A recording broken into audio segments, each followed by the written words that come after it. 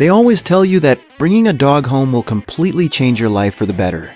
And it does, but nobody ever warns you about the specific, highly specialized ways you are going to lose your mind. Choosing a dog isn't just about picking a pet. Sometimes it feels like choosing your preferred method of daily suffering. If you walk down the street with a massive 100-pound giant, your back hurts, your arms are pulled out of their sockets, and you live in perpetual fear of a rogue squirrel. But if you walk down the street with a tiny, pocket-sized companion, your eardrums are constantly under attack by high-pitched barks, and you're living in terror of accidentally stepping on them. Is the sheer physical power of a large dog the ultimate torture? Or is the relentless, high-anxiety energy of a small dog the thing that breaks your sanity? Today, we are going to dive deep into the real, unfiltered comparison of small dog owners versus large dog owners. Trust me, nobody wins, but we are definitely going to find out who suffers more. Let's start with the giants of the dog world. People love to romanticize large dogs. They look majestic, they look calm, and people assume having one is like having a gentle guardian spirit in your house. That is a massive lie. When you own a large breed, your entire home ceases to be yours. Large dogs don't just live with you. They occupy your territory. They take up 70% of your living room sofa, leaving you squished on the tiny remaining corner like a guest in your own house. And let's talk about mobility and physical wear and tear. When a 90-pound dog decides it wants to investigate something across the street, you don't walk the dog. You are physically dragged behind it like an anchor. Your shoulders ache, your lower back hurts, and your arms feel like they're being detached from your torso. Not to mention the sheer scale of the mess. A little bit of mud on a small paw is cute. A little bit of mud on a large paw means you are practically recarpeting your hallway every single afternoon. The suffering of a large dog owner is pure, unadulterated physical endurance. Now let's flip the coin and look at the tiny warriors, the small dogs. Outsiders always look at small dogs and think, "Oh, how cute, how easy. You can just pick them up and put them in a bag." Tell that to my brain cells when a 5-pound ball of fury decides to bark at literally nothing for 45 minutes straight. The suffering of a small dog owner isn't about physical weight. It is entirely about mental precision and psychological survival. Small dogs often suffer from a severe case of the Napoleon complex. They genuinely believe they are lions trapped in the bodies of fluffy potatoes. They will try to pick fights with things 5 times their size, completely unaware of their own mortality. And then there is the constant, crushing anxiety of their physical fragility. You cannot just walk around your own house normally anymore. Every step you take requires a scanning radar, because your tiny dog is constantly weaving right under your ankles like a furry landmine. You aren't just a pet owner. You are a 24/7 personal bodyguard for a tiny creature that has zero survival instinct. And if the chaos inside your house wasn't enough, you also have to survive the judgment of the outside world. Depending on what is attached to the other end of your leash, society treats you completely differently. If you walk a large dog, you instantly become public enemy number 1.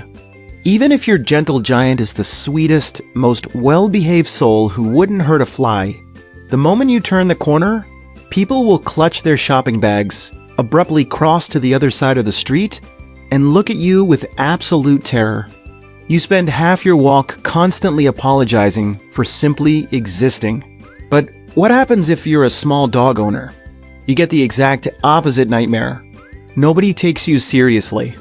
Your tiny dog can be snarling, lunging, and sounding like a demon straight out of a horror movie. And people just stand there smiling, laughing, and saying, "Ah, look how feisty he is." Meanwhile, you are standing there dying of complete social embarrassment because your 5-pound potato is trying to square up with a fully grown German Shepherd. Large dog owners suffer from public fear. Small dog owners suffer from public humiliation. Of course, we cannot talk about suffering without talking about the wallet. The financial toll of dog ownership is a universal equalizer. but it hits both sides in completely different ways.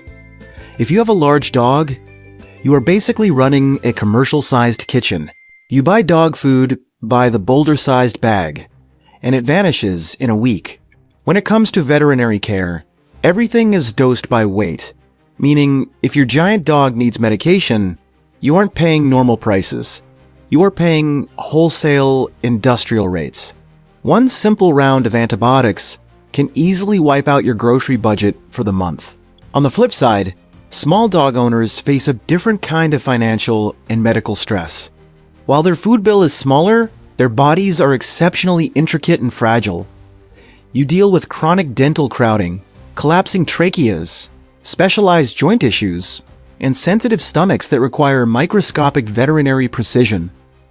Both sides require a level of financial commitment that will make your eyes water when you look at your bank account statement.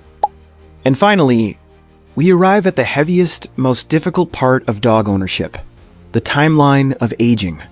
This is where owners truly suffer in ways that change them forever.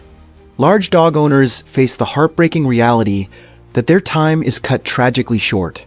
Large breeds age at an accelerated speed, and their twilight years often involve heavy lifting, managing severe hip dysplasia, and dealing with the devastating realization that you only get about 8 to 10 years with them.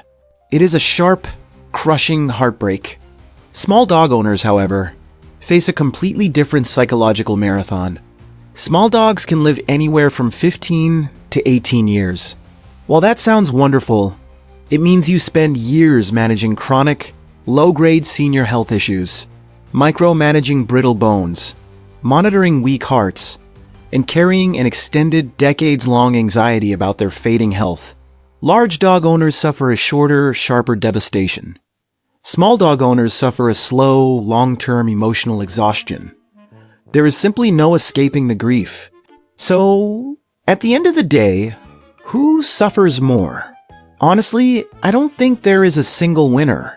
Whether you're a large dog owner nursing a sore shoulder and a broken heart too soon, or a small dog owner nursing a frayed nervous system and decades of worry, the suffering is profound, but so is the love we get in return. For the longest time, I thought that comparing them would give me a clear answer, but I learned the hard way that no matter the size, true dog ownership isn't about the convenience or the easier choice.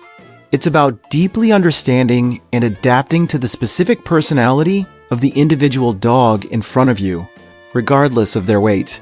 If you're a fellow dog parent watching this, I want to know where you stand. Are you a proud member of the large dog struggle team? Or are you holding it down in the small dog survival squad? Drop your battle stories in the comments below.